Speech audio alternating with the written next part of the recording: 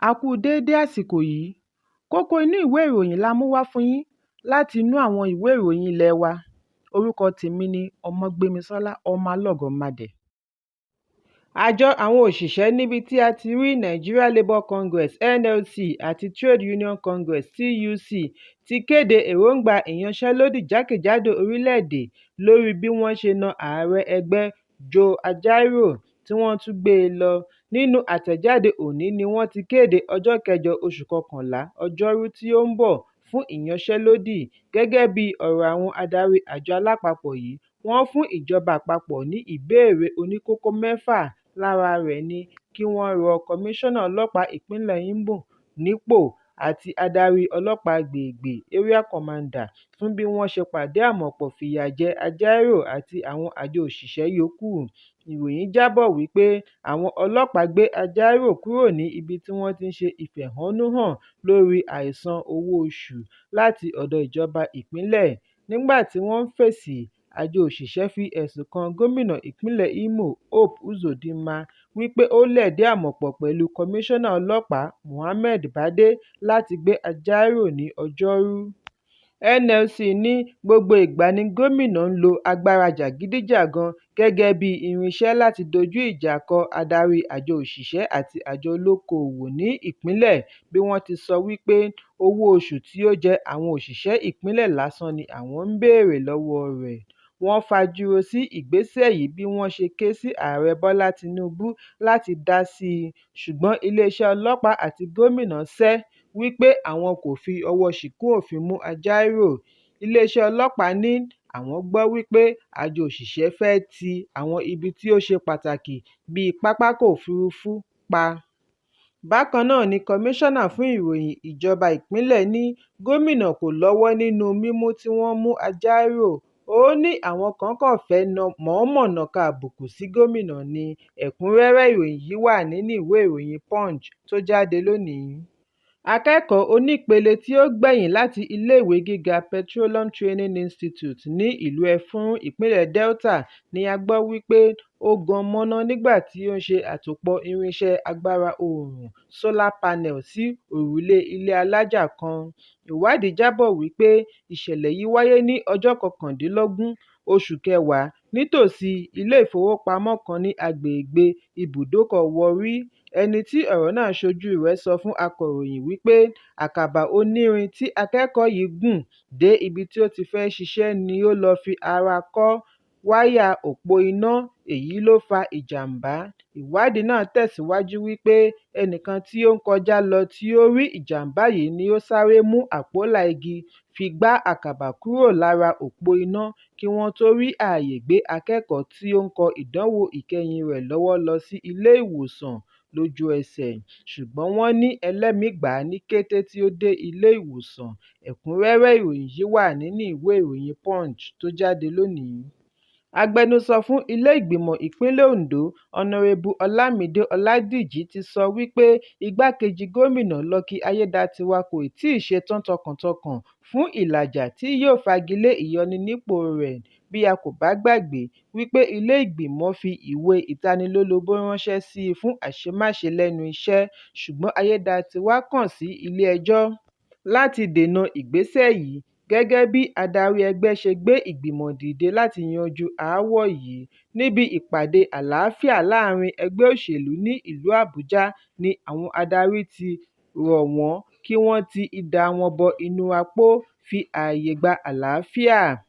Ṣùgbọ́n nígbà tí ó ń sọ̀rọ̀ ní Àkúrẹ́, olú ìpínlẹ̀, lórí àbájáde ìpàdé tí wọ́n ṣe pẹ̀lú àwọn adarí, Ọládìjí ní igbákejì gómìnà kò tíì ṣetán tọkàntọkàn fún ìlàjà nítorí níbi ìpàdé pẹ̀lú adarí ẹgbẹ́ òṣèlú ni wọ́n ti gbà wọ́n ní ìmọ̀ràn kí wọ́n jọ̀wọ́ gbogbo ẹ̀sùn tí wọ́n pè sí ilé ẹjọ́. Gẹ́gẹ́ bí ọ̀rọ̀ Ọládìjí, ó ní alága gbogbogbò dìídì béèrè lọ́wọ́ òun wípé báwo ni àwọn ṣe fẹ́ gbé ìgbésẹ̀ ìlàjà. òun sì wí fún un wípé yóò bẹ̀rẹ̀ láti ọ̀dọ̀ igbákejì gómìnà nítorí òun ni ó gbé wọn lọ ilé-ẹjọ́, àwọn kò lè parí ìjà nígbà tí ẹ̀sùn wà ní ilé-ẹjọ́. Bí ó bá ti jọ̀wọ́ gbogbo ẹ̀sùn rẹ̀ ní ilé-ẹjọ́, àwọn á mọ̀ wípé ìlàjà tòótọ́ yóò wáyé, ṣùgbọ́n níwọ̀nba ìgbà tí àwọn ẹ̀sùn yìí ṣì wà nílé-ẹjọ́, kò sí ìlàjà tòótọ́. Ẹ̀kúnrẹ́rẹ́ ìròyìn yìí wà nínú ìwé ìròyìn Vanguard tó jáde lónìí. Alága ẹgbẹ́ òṣèlú People's Democratic Party (PDP) ní ìpínlẹ̀ Akwa Ibom, Anikan Akpan, àti akọ̀wé ẹgbẹ́ Harrison Ekpo ti pe Ààrẹ Bọ́lá Tinubu àti Ààrẹ ilé-ìgbìmọ̀ Godswill Akpabio sí Ilé-ẹjọ́ Gíga ìlú Àbújá lórí bí wọ́n ṣe yan Etekamba Umoren gẹ́gẹ́ bí kọmíṣánná agbègbè fún àjọ elétò ìdìbò ìpínlẹ̀. Nínú ìpẹ̀jọ́ tí wọ́n pè ní ọjọ́ Ìṣẹ́gun ni alága ti rọ ilé-ẹjọ́ kí ó kéde wípé Umoren kò yẹ ní ẹni tí wọ́n lè fi sí ipò kọmíṣánná agbègbè fún INEC nítorí ó jẹ́ ọmọ ẹgbẹ́ òṣèlú All Progressives Congress (APC). Wọ́n ṣe ẹ̀rí wọn pẹ̀lú àwòrán ibi tí Umoren ti ń bá wọn polongo ìbò fún ààrẹ ilé-ìgbìmọ̀ pẹ̀lú aṣọ ẹgbẹ́ lọ́rùn. Gẹ́gẹ́ bí ọ̀rọ̀ alága PDP, ó ní òfin kò fi ààyè gba irúfẹ́ ìgbésẹ̀ bẹ́ẹ̀, bí ó ti ní kí ilé-ẹjọ́ kéde wípé èyí kò bá òfin mu. Wọ́n fìdí ẹ̀ múlẹ̀ wípé Tinubu kọ̀ láti kàn sí ìgbìmọ̀ ìpínlẹ̀ kí ó tó bu ọwọ́ lu ìyànsípò Umoren ní ọjọ́ 25 oṣù kẹwàá ọdún yìí. Ẹ̀kúnrẹ́rẹ́ ìròyìn yìí wà nínú ìwé ìròyìn Vanguard tó jáde lónìí. Ikọ̀ alápapọ̀ iléeṣẹ́ ológun àti àjọ ọ̀tẹlẹ̀múyẹ́ DSS ti ṣe àṣeyọrí lórí bí wọ́n ṣe ba ìmọ̀ àwọn ọmọ ẹgbẹ́ afurasí Boko Haram tí wọ́n fẹ́ ṣe ìkọlù sí ìpínlẹ̀ Kano jẹ́. Ìkọlù yìí ni ó yẹ kí ó wáyé ní ìjọba ìbílẹ̀ Gezawa. Adarí ẹ̀ka agbẹnusọ fún iléeṣẹ́ ológun, Ọ̀gágun Onyema Nwachukwu, ni ó sọ eléyìí nínú àtẹ̀jáde òní ní ìlú Àbújá.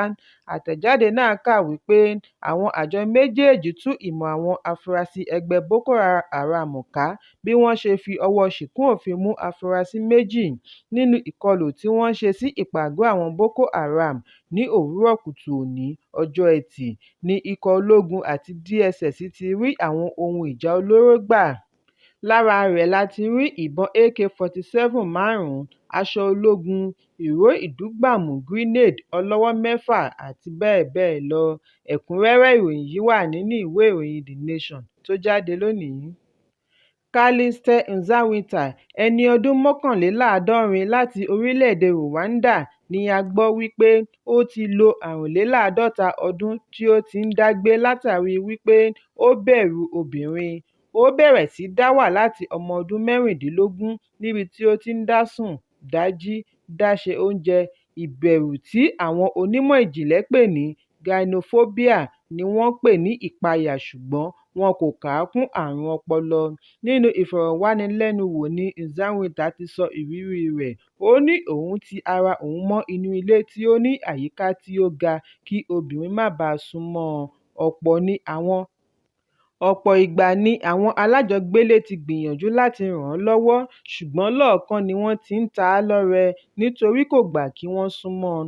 Alábàágbélé rẹ̀ kan ṣàlàyé wípé fún ìyàlẹ́nu, bí ó tilẹ̀ jẹ́ wípé ó ń sá fún obìnrin, àwọn làwọn ń bá a ra oúnjẹ àti àwọn ohun èlò mìíràn. Nzawita ṣàlàyé wípé ìgbésí ayé òun tẹ́ òun lọ́rùn, òun kò pòǹgbẹ fún obìnrin. Ìwádìí jẹ́ kó di mímọ̀ wípé irúfẹ́ ìbẹ̀rù gynophobia báyìí lè bẹ̀rẹ̀ láti kékeré kí ó sì ṣe àdínkù bí ènìyàn ṣe ń dàgbà sí i. Ará ilé kejì náà ṣàlàyé wípé bí àwọn bá gbìyànjú àti ràn án lọ́wọ́, kì í gbà kí wọ́n súnmọ́ òun. Ọ̀ọ́kán ni ó ti ń gba ẹ̀bùn lọ́wọ́ wọn tàbí kí wọ́n gbé e sí ẹnu ọ̀nà rẹ̀ fún un. Àpẹẹrẹ gynophobia a máa wá pẹ̀lú ìjayà fún obìnrin tí ó lè ṣẹyọ látàrí ríronú nípa obìnrin. Èyí ṣe àfihàn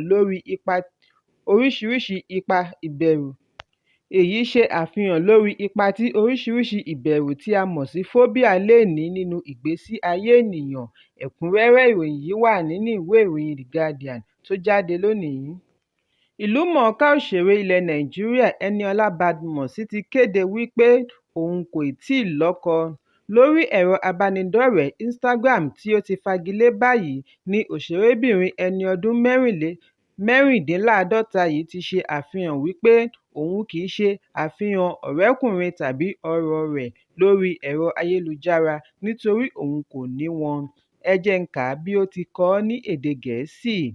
2 things I don't post on social media: my boyfriend and money. Not that I don't want to show, but I don't have them. Badmus já sí gbàgede lẹ́yìn tí ó bá wọn kópa nínú eré sinimá àgbéléwò tí wọ́n pe àkọlé rẹ̀ ní Jennifer lẹ́yìn náà ọmọ ghetto ní ọdún 2008. Lẹ́yìn èyí ni ó farahàn nínú ọ̀pọ̀lọpọ̀ sinimá ní èdè Yorùbá pẹ̀lú àmì ẹ̀yẹ. Lára rẹ̀ ni òṣèrébìnrin fún ọdún 2014 tí City People Entertainment ṣe àgbékalẹ̀ rẹ̀. Ní ọdún 2021 ni Eniola Badmus gbọ̀nà àrà yọ bí ó ti ṣe àfihàn ìyípadà àgọ́ ara rẹ̀ tí ó pàdánù ọ̀pọ̀lọpọ̀ àpọ̀jù ọ̀rá ní àgọ́ ara. Ẹ̀kúnrẹ́rẹ́ ìròyìn yìí wà nínú ìwé ìròyìn Daily Post tó jáde lónìí. Kókó inú ìwé ìròyìn tòní kò ní jù báyìí lọ. Ẹ pàdé mi lọ́la fún àkọ́tún ìròyìn. Kí a tó lọ, ẹ má ṣaláì fi àríwísí yín ránṣẹ́, ìyẹn comment, kí ẹ sì bá wa subscribe sí ojúnà wa lórí YouTube kí Kókó Inú Ìwé Ìròyìn lè máa tẹ̀ yín lọ́wọ́ ní kíákíá.